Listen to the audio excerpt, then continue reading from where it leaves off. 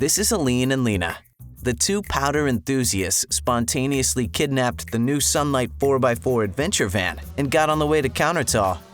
Let's see what their trip has in store for them.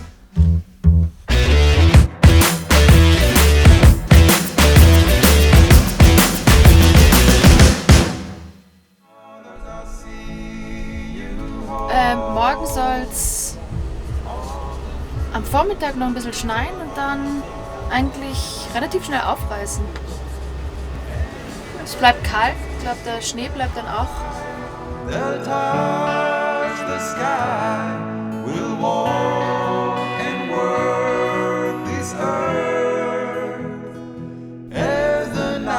es schon schön Wetter ist, können wir einfach hier hinterm Van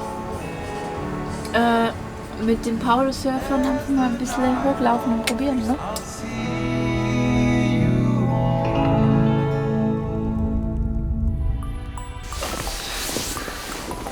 Oh, ich hab mega gut geschlafen. Oh, das ist ja jetzt sogar schon Sonne. Oh, fett!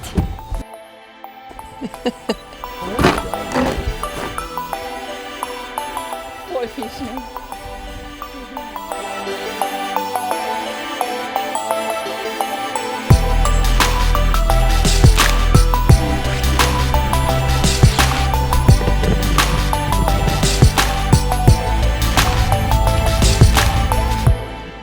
Eingeschneit, alleine am Berg, Powder-Surfer, besser kann man es nicht erwischen, Sonne, kalt, 20 cm Neuschnee, läuft.